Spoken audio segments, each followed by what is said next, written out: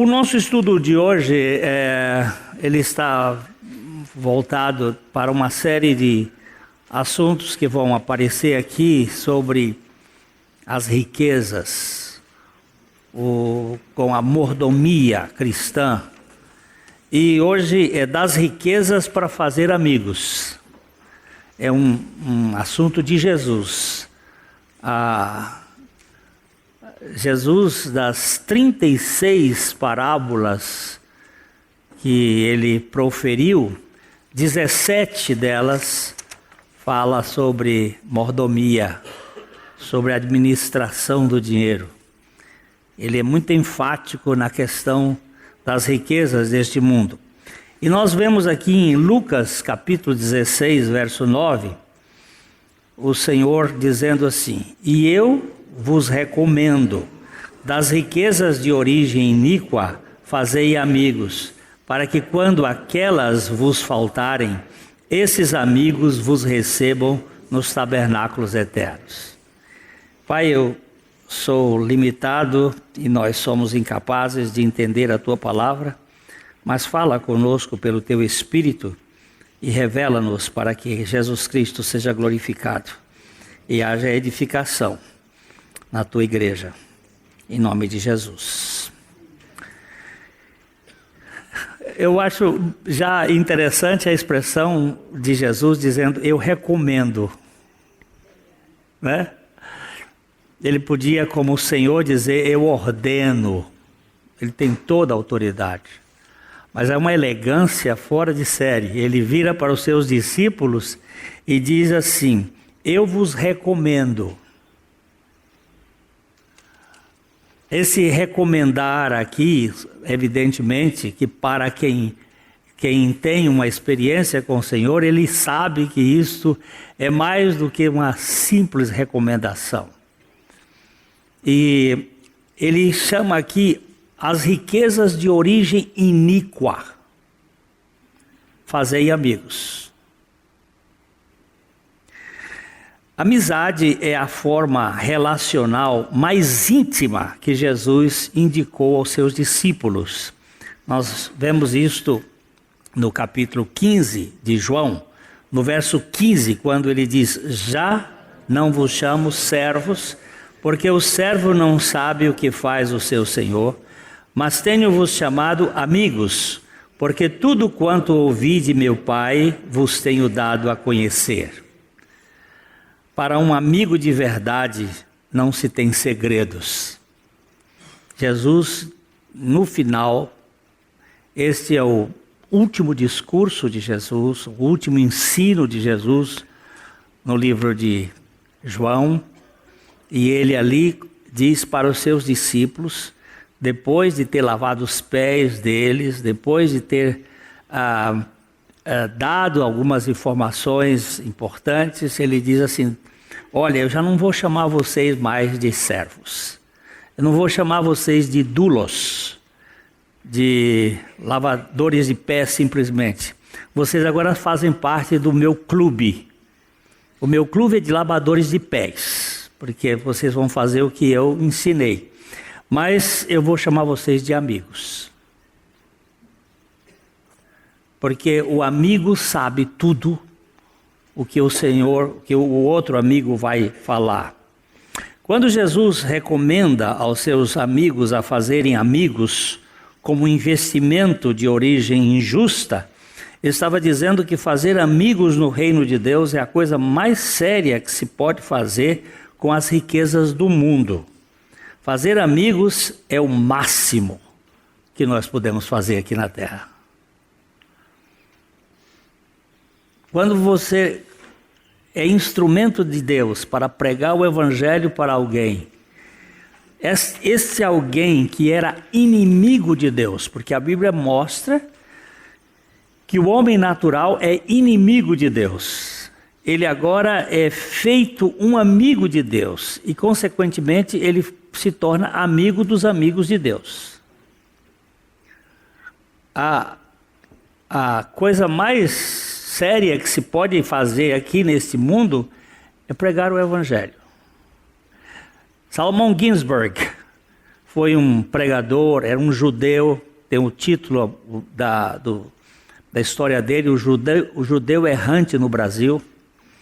Ele foi convertido lá na Inglaterra, veio para o Brasil sendo missionário da igreja congregacional, depois ele passou para a igreja batista, ele se tornou um evangelista extraordinário, montou várias igrejas pelo esse Brasil afora, ele andava a cavalo por esse Brasil, é um homem muito interessante, ele tocava órgão e pontava o órgão naquele órgão de fole, cantava, e as pessoas se aproximavam naquele tempo, quando não havia tantos shows, e se aproximava e ele, então, subia num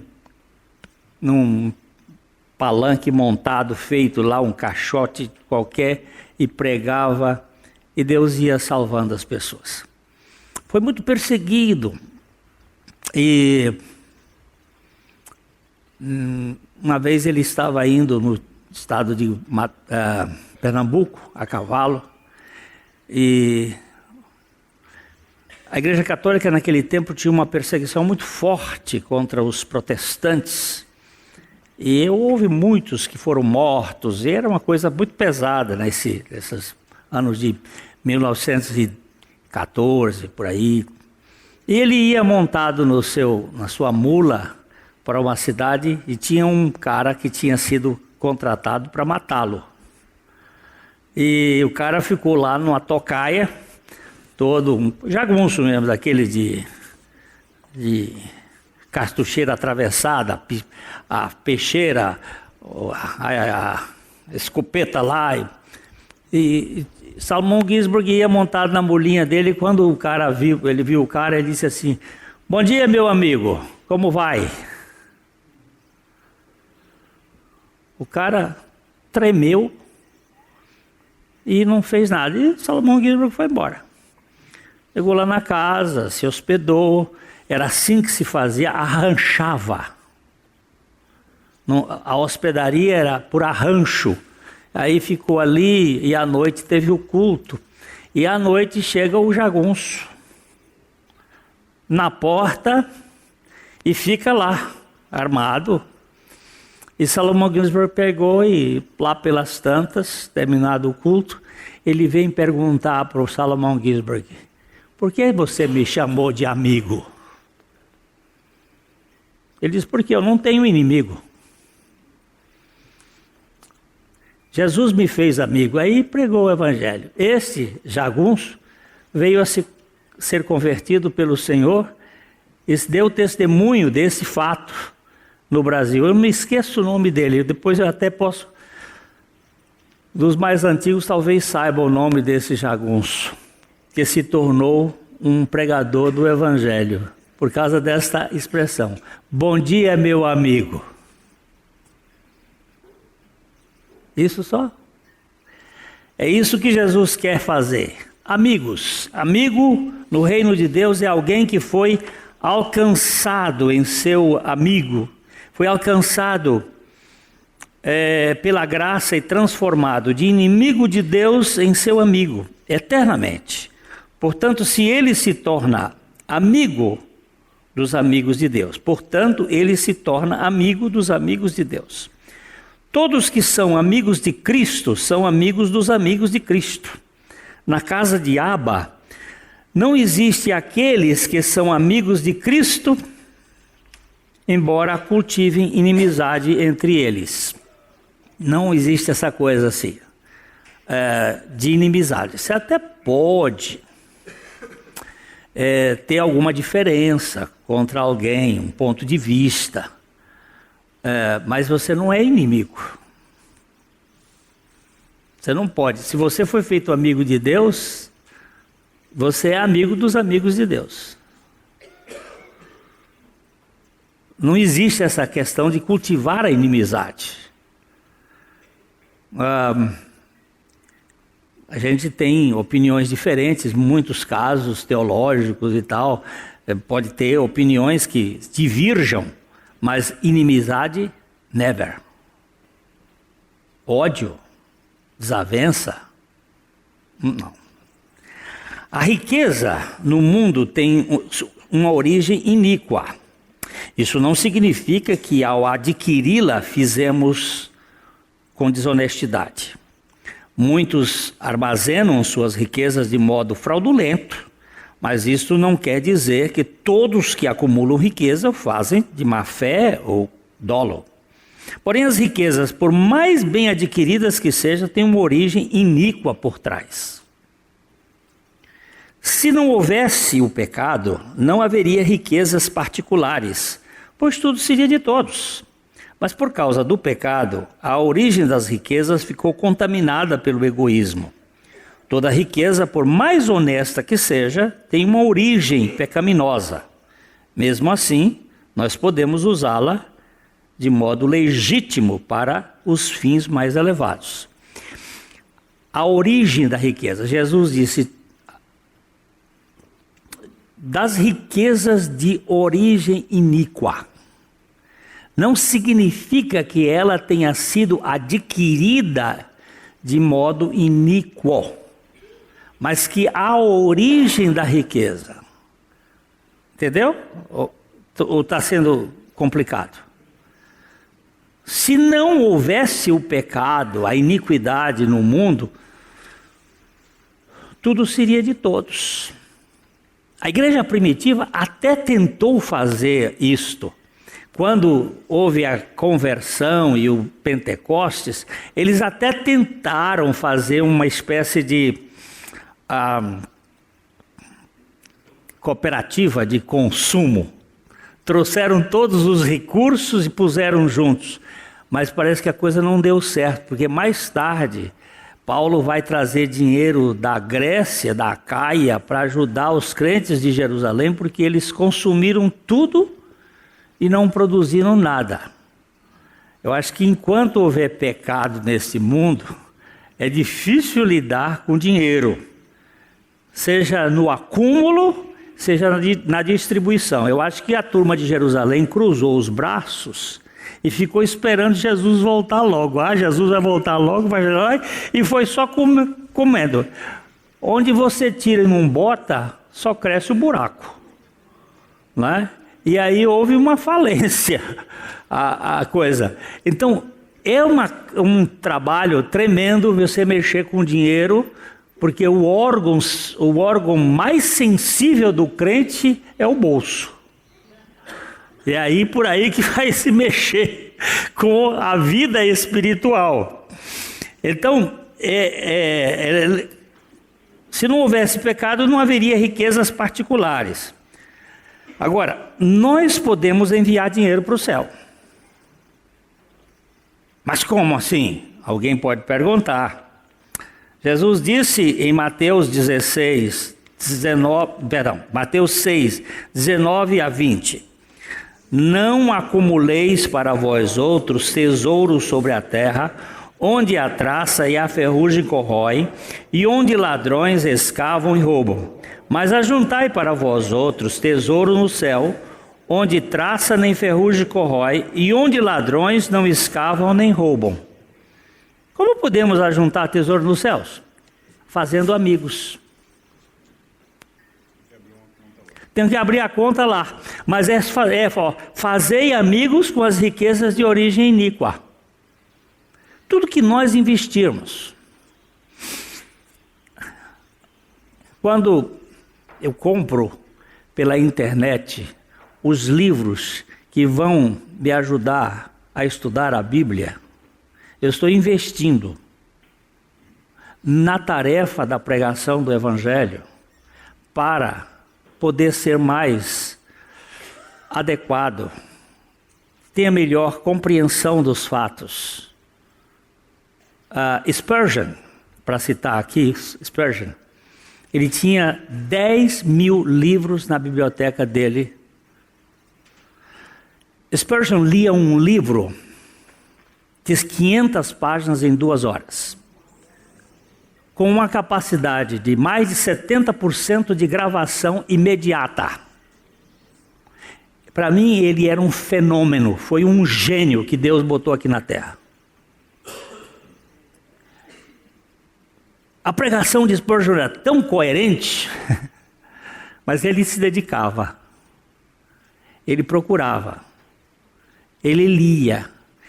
Ele tinha uma pessoa que cuidava da biblioteca dele, ele dizia assim: Thomas, procure o livro de Matthew Henry, o tomo 14, abre na página 586. Pega o livro agora... Hã? Mas George Jones já tinha, não tempo na época não. Ele dizia lá, o outro lá, John Gill, que foi o antecessor dele. Pega o livro do John Gill, em tal página, abre lá. E depois ele fazia assim, abria os livros todos, ele fazia assim.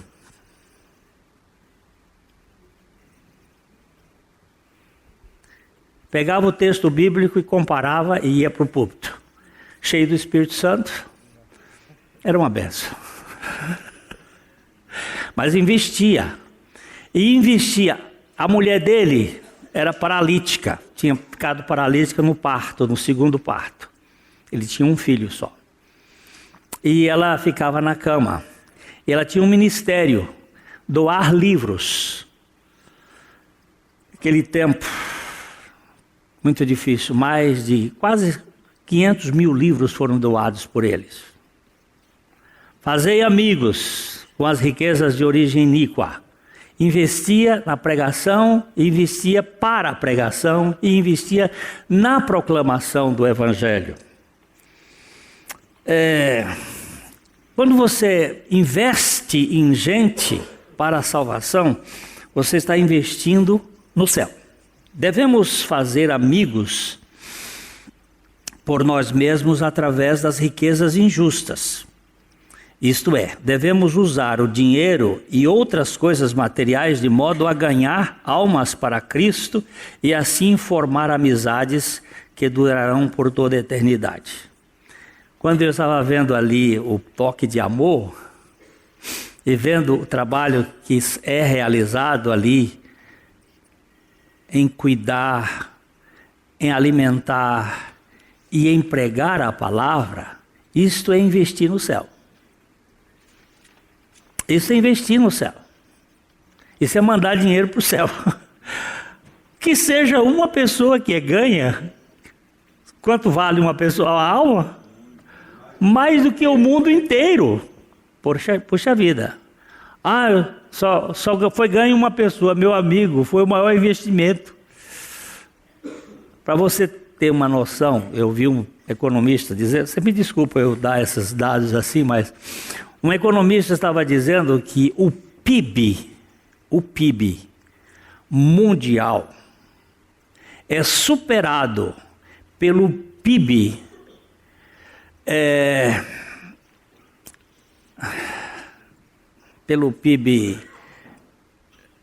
ilegal, imoral e informal, que não passa. O PIB mundial é superado pelo PIB imoral e ilegal 1,5 vezes. Vocês sabem por que compram um jogador por 600, 500 milhões, 800 milhões de euros? Porque compra. Esse dinheiro não é limpo, ele é limpado. Esse dinheiro é sujo, isso vem da droga, isso vem do crime, isso vem das armas, da guerra. Esse dinheiro não é limpo, esse dinheiro é ilegal. Mas eles investem. Hoje se investe no futebol milhões para o entretenimento das pessoas. Hoje se investe milhões em um piloto de Fórmula 1, ganha esse dinheiro em geral. Tem dinheiro limpo no meio, mas em geral é dinheiro sujo. Que é lavado. E que é colocado para manter as pessoas fora do foco. Que é panis et circes, é que se comanda o mundo. E as pessoas ficam ali. Casamento da princesa ontem com o príncipe, como é que eu vou dizer, a Branca de Neve, não, Cinderela com o príncipe, foi um investimento extraordinário. Havia multidões vendo aquilo. Aquilo tem um efeito muito grande para o ser humano nas suas idealizações, e ali se investe bilhões. O mundo, Jesus vai dizer que o mundo nas riquezas de origem iníqua é muito mais sábio do que os filhos da luz. Eles sabem aplicar para os seus interesses. Os filhos da luz criam muito problema com o investimento no reino de Deus. Ficam brigando por certas coisas porque são tolas. Mas ganhar almas é um negócio impressionante. O Dr. Pierce afirmou com a clareza meridiana: o dinheiro pode ser usado para comprar bíblias, livros, folhetos, e deste modo, indiretamente, as almas dos homens. Assim, o que era material e temporal torna-se imortal, torna-se não material, espiritual e eterno. Se investimos na pregação do Evangelho, ajuntamos tesouro no céu. Só que na minha conta no banco eu vejo o saldo. E nesse aqui eu não vejo. Eu só vou ver essas vidas quando eu chegar lá, que diz assim: e quando estas vos faltarem, estes vos recebam nos tabernáculos eternos. Quando chegar lá é que eu vou saber se aquilo serviu ou não para... Aqui está alguém que tem R$100. Ele pode gastar tudo num jantar ou no happy hour, mas no dia seguinte não há nada mais para mostrar. Por outro lado, pode investir em Bíblias. Se ele comprar 5 Bíblias, 5 exemplares da Palavra de Deus e semeá-las como semente do reino, e essa semente brotar em uma colheita não de Bíblias, mas de almas, então, o que vai dar? Vai dar gente que foi alcançada. Eu posso contar mais uma história aqui? Posso? Eu tenho que pedir licença porque tem a assembleia, mas a minha família foi ganha por Bíblias. Meu avô, ele era senador da República, e houve um missionário chamado Zacarias Taylor, na cidade de Barra, na Bahia. Esse missionário estava pregando o Evangelho. O padre da cidade juntou uma turma para bater no missionário, jogar no rio São Francisco para ser comido pelas piranhas. Meu avô era católico, era senador, tinha feito parte da primeira Constituinte de 1891, e ele disse: não pode fazer isso, nós temos a liberdade religiosa. E chamou o delegado e providenciou a proteção para o Zacarias Taylor. E foi com a minha avó, entraram com eles dentro do naviozinho chamado Jansen, um navio inglês que funcionava, está vivo até hoje esse navio. É de mais decoração, mas está lá no Rio São Francisco. Entrou, e nessa viagem, o meu avô compra umas caixas de livros didáticos para a escola que tinha começado lá em Corrente, no Piauí, no fim do mundo da geografia. E nessa história, conversando, o missionário deu um Novo Testamento de bolso, um Novo Testamento que era publicado na Sociedade Bíblica Britânica, deu para o meu avô. E ele disse assim: o senhor poderia comprar esses livros em Salvador e mandá-los para a Corrente? E assim foi feito. Só que entre os livros didáticos da escola foram 5 Bíblias e 20 Novos Testamentos, que não se sabe se foi proposital, se foi erro ou alguma coisa da parte de Deus. Sei que os Novos Testamentos e as Bíblias chegaram lá. E eles começaram a ler. Foi o Nogueira que mandou, E aí começaram a ler e começaram a serem convertidos. E quando o vovô voltou lá, 3 anos depois, encontrou a família crente. E o Novo Testamento que ele ganhou estava guardado na bolsa, na capanga dele, que ele usava, Antigamente os viajantes não tinham bolsas de mão, era uma espécie de capanga, estava lá, ele nem tinha apanhado para ler. Aí ele ficou na fazenda durante 3 meses lendo o Novo Testamento e Deus o salvou, ele e minha avó. Minha avó era luterana, mas não era salva, porque você está na igreja não significa que você é uma nova criatura. Mas foi a Bíblia. Bíblia.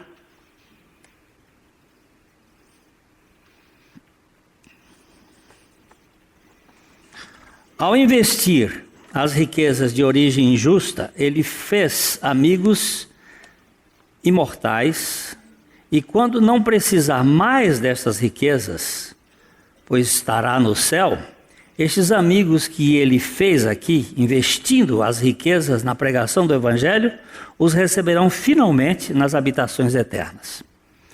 Os ensinamentos de nosso Senhor, pelo sábio investimento das posses materiais, mostram que podemos participar da bênção eterna de homens e mulheres. Podemos nos certificar de que quando chegarmos ao céu, haverá uma comissão de boas-vindas dos que foram salvos por meio das ofertas e orações que promoveram a pregação do Evangelho. Essas pessoas vão nos agradecer dizendo: foi você que investiu para que eu esteja aqui. Pensa nisso. Essa é uma frase que eu copiei do Dr. MacDonald. Quando você chegar no céu, vai ter alguém dizendo assim: você, não sei como é que ele vai saber, mas se os caras hoje, por meio do WhatsApp aí, esses troços, sabem coisas de a gente que a gente nem sabe. Outro dia eu estava vendo um irmão dizendo que ele foi a Curitiba não sei quantas vezes e foi marcado todos os lugares em que ele foi, onde ele parou, tudo estava marcadinho. Então ele sabe, por que o cara lá do céu não vai saber e vai dizer assim: ó, você aplicou. Eu não estou dizendo que a gente tem que só pensar em evangelização. Nós temos a família, nós temos que cuidar do nosso bem-estar, nós temos de tudo isso que Deus nos dá. Mas temos que aprender a investir nas riquezas de origem iníqua. O homem geralmente é mordomo de Deus. E em outro sentido e de outro modo, Israel foi mordomo de Deus, colocado na vinha de Deus para cuidar da lei, das promessas, das alianças, da adoração. Mas em tudo Israel foi encontrado desperdiçando seus bens. Precisamos ter cuidado com a mordomia. Para Paul S. Rees, mordomia não é o ato de deixar uma gorjeta sobre a mesa de Deus. É a confissão de uma dívida impagável contraída do Calvário. Não somos donos de nada aqui, não levamos nada daqui, senão as vidas que foram ganhas para Cristo com a aplicação das riquezas de origem injusta. Alguém me disse um dia, algum tempo atrás, assim: esse programa Café e Fé aí, está só gastando dinheiro da igreja, eu não vejo vantagem nele. Primeiro, dinheiro não é da igreja, o dinheiro, tudo é de Deus, e a igreja é de Deus, então tudo é de Deus.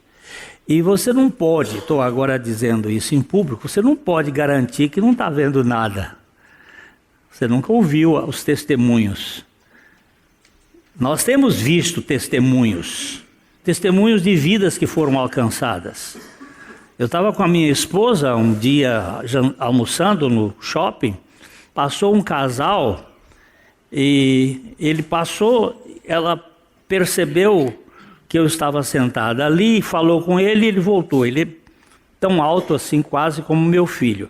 Aí ele chegou, botou a mão no meu ombro e disse assim: ô meu pastor. Eu disse: mas quem é a ovelha que eu não conheço? Ele disse: você não me conhece, mas eu fui alcançado pelo programa Café e Fé. Eu não frequento, mas a minha família estava esfacelada, nosso casamento estava sendo acabado, aí chamou a mulher, estava sendo acabado, e foi um dia na pregação lá que nós fomos alcançados pela graça de Deus. E bem, eu sou católico, mas fui salvo por Jesus Cristo. Nós não pregamos igreja, nós pregamos Jesus Cristo e esse crucificado. O Salvador que salva a gente em todas as igrejas. Ou melhor, em todos os locais, porque ele só tem uma igreja, que é a igreja dele. A igreja dele, ela se reúne em vários lugares, eu não sei aonde ela está. Eu sei que investir na pregação do Evangelho é uma coisa maravilhosa. A gente tem um trabalhinho muito pequeno aí, tem alguns irmãos que contribuem, que é na disseminação de livros para pastores aqui no Brasil, e temos fora. A gente não ganha nada, mas a gente tem visto, não é? Testemunhos de pastores que estão dizendo o que foi alcançado por essa literatura.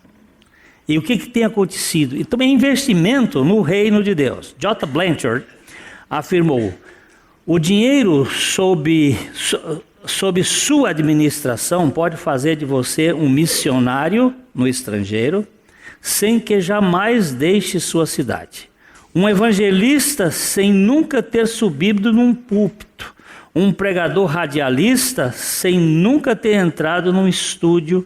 Um mestre de Bíblia sem nunca ter escrito um livro. Não é verdade?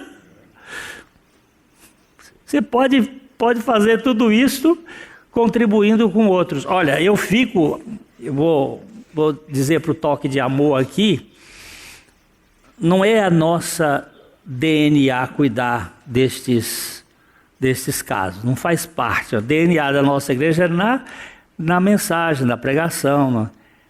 Agora, eles estão fazendo, nós precisamos investir neles.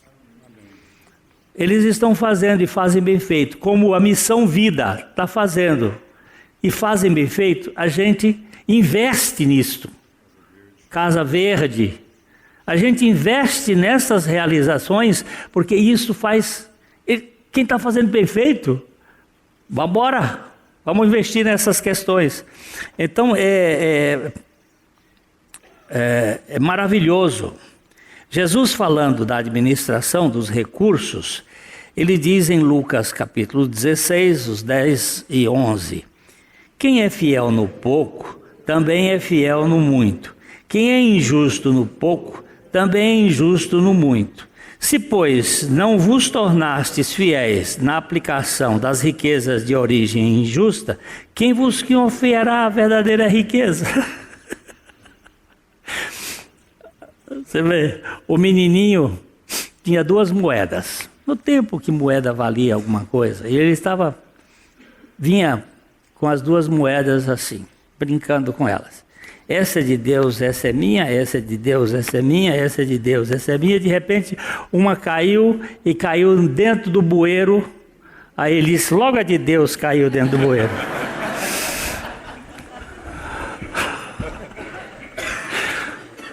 É assim que muita gente faz, né? Logo a de Deus que caiu no bueiro. Quem é fiel no pouco também é fiel no muito. Um dia alguém disse assim, eu queria ganhar muito dinheiro, porque se eu ganhasse muito dinheiro, eu daria muito dinheiro para a obra de Deus. Digo, você é um safado. Você não dá nem o do pouco que você tem, que você vai querer dizer que vai dar do muito. Deixa de ser criador de caso. Você acha que se você tivesse muito, você ia ser contribuinte assim? Conversa. Alguém diz que a graça não torna a contribuição do cristão, diz que a graça não torna a contribuição do cristão na obra de Deus algo opcional. Mas também não pode ser algo obrigatório. Não é um mero dever, mas puro e santo ato de amor e prazer. É possível dar sem amor, mas é impossível amar sem dar. Foi com este pensamento, este pano de fundo que Robert Rodenmeier afirmou: há 3 espécies de contribuição: com ressentimento, por dever e com ações de graça. A contribuição com ressentimento diz, tenho de fazê-lo. A contribuição por dever diz, devo fazê-lo. A contribuição com ações de graça diz, quero fazê-lo. E quero porque é um prazer ser um investidor em fazer amigos eternos, por amor àquele que nos amou. Para William MacDonald, se formos fiéis em nossa mordomia do que é mínimo, dinheiro, seremos fiéis em lidar com o que é muito, tesouros espirituais. Por outro lado, um homem que for injusto ao usar o dinheiro que Deus lhe confiou, será injusto quando considerações maiores estão em jogo. A relativa falta de importância do dinheiro é bem enfatizada pela expressão de que ele é o mínimo. O mínimo. As riquezas verdadeiras, a verdadeira riqueza é a eterna, é a espiritual. Aquele que é fiel esta é uma expressão quase universalmente verdadeira. Um homem que mostra fidelidade em pequenos assuntos também será em grandes. E aquele que trapaceia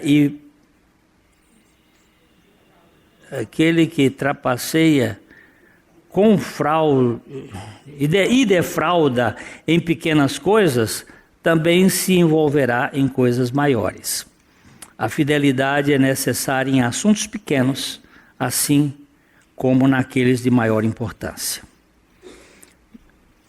Eu sei, esse negócio aqui, Deus teve que trabalhar muito comigo, porque quando menino eu fui um ladrão. Eu roubava dos meus pais. E roubei muito. Depois, quando eu vim trabalhar no Colégio Batista do Rio de Janeiro, eu ainda continuava, mas aí era cleptomaníaco. Aí não era ladrão, é só uma mudança de conceito. Você se torna mais nobre e vira cleptomaníaco. Mas continuava. Quando o Senhor tratou comigo, porque o roubo é uma carência, você rouba porque você se sente carente. Mas quando o Senhor veio fazer uma obra na minha vida,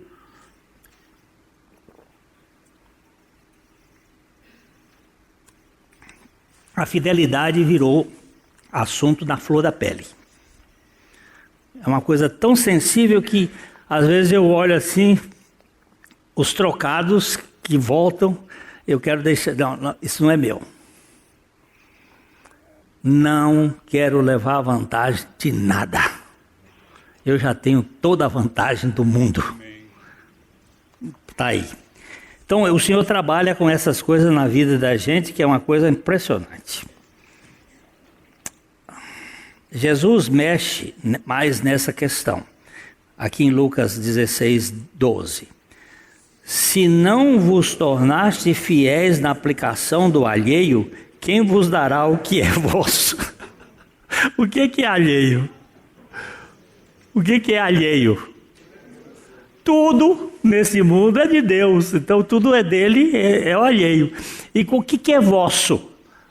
É o próprio Deus que ele nos deu. O conjunto outro que cantou aquele cântico, Emanuel, é muito lindo, mas Emanuel é um Deus que viveu conosco até a cruz. Depois da cruz não é mais Emanuel.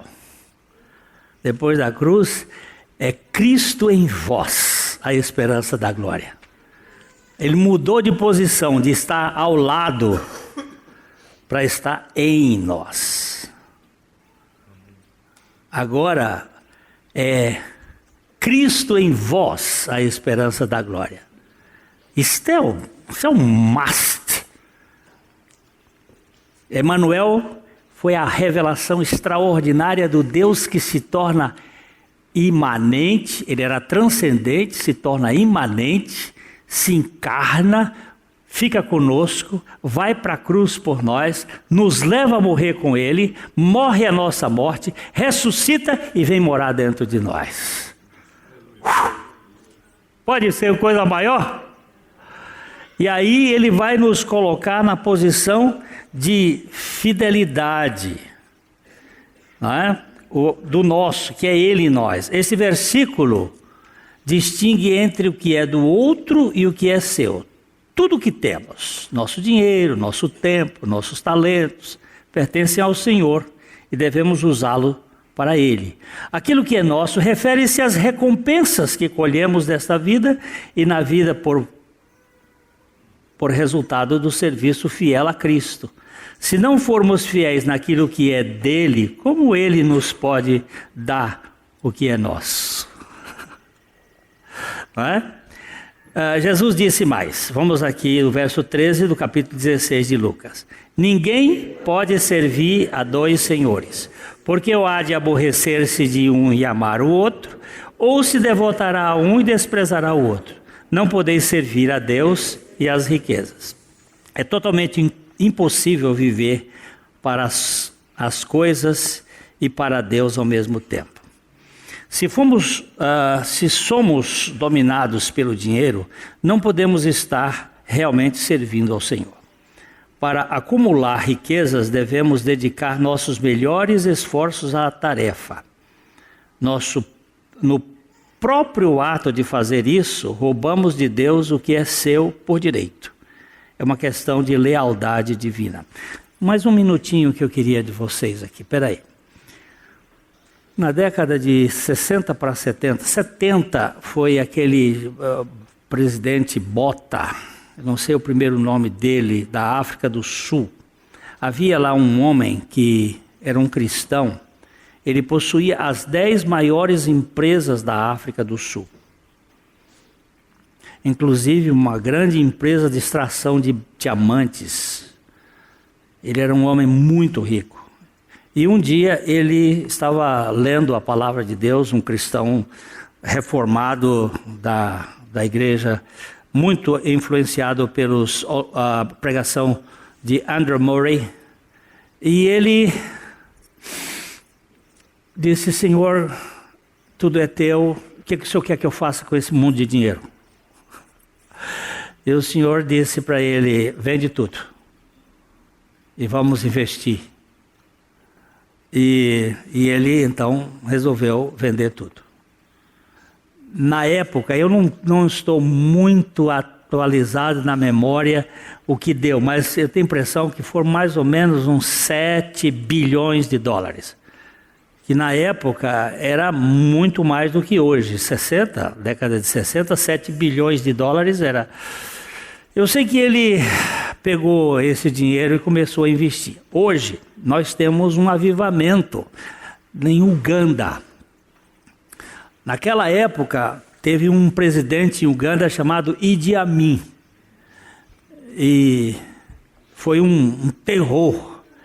E esse irmão ouviu a voz do Vinde a mim, todos vós que estáis cansados, e resolveu investir lá.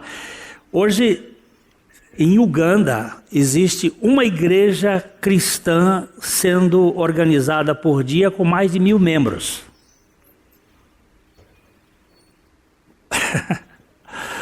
Tem um avivamento acontecendo lá. E este irmão, ele investiu pesado. Ele investiu muito nos Gideões Internacionais, na publicação de livros de Bíblias. E o dinheiro foi descendo, os milhões foram descendo, os bilhões foram descendo. Aí chegou um ponto que ainda sobrou muito dinheiro, e ele disse: Senhor, e esse mundo de dinheiro aqui, o que eu vou fazer? E o Senhor disse para ele assim: vá comprar terra e plantar uva. E ele foi, começou a plantar uva e comprou alguns vinhedos e fez vinho e uvas para vender. Quando ele morreu agora, já nos anos 2000, ele era mais rico do que ele era quando ele começou a fazer a distribuição. Ele construiu hospitais. Eu não sei se vocês se lembram do navio Doulos. Alguém aqui viu falar navio Doulos? Tem gente sacudindo a cabeça. Era um navio criado aqui no mundo e ele foi financiador desse trabalho. Ele tinha um navio próprio dele que ele ia com os missionários para a África e tinha um avião, tinha um heliporto, ele levava gente para ir pregar o evangelho. Ele nunca pregou. Eles faziam só duas coisas: orava e contribuía. E Deus fez. E quando ele morreu, os aviões descem na fazenda dele para pegar a uva e levar para a Europa. E os vinhedos também especiais. Porque Deus não quer nos empobrecer, porque Jesus já foi pobre para enriquecer a muitos, mas para que nós sejamos generosos na contribuição e não miseráveis, não pão duros, ficando com medo. Se eu investir no reino de Deus, como é que vai ser? Nós não pregamos aqui a ideia de exploração de pessoas, mas queremos conhecer os programas de Deus e o que Ele tem prometido na sua palavra para nos ensinar a ser contribuintes de verdade e não simplesmente, como disse aqui atrás, botar uma gorjeta na mesa de Deus. Quando os motivos, deixa eu ver se eu estou aqui. Quando os motivos são misturados, as decisões não são. Quando os motivos são misturados, as decisões não são imparciais. Onde estiver o nosso tesouro, aí estará o nosso coração. No esforço para ganhar as riquezas, estamos perdendo a vida. É completamente impossível servir a Deus e a Mamon ao mesmo tempo. Mamon chama tudo o que temos, clama tudo o que temos e somos. Nossas noites, nossos fins de semana, o tempo que deveríamos estar dando ao Senhor.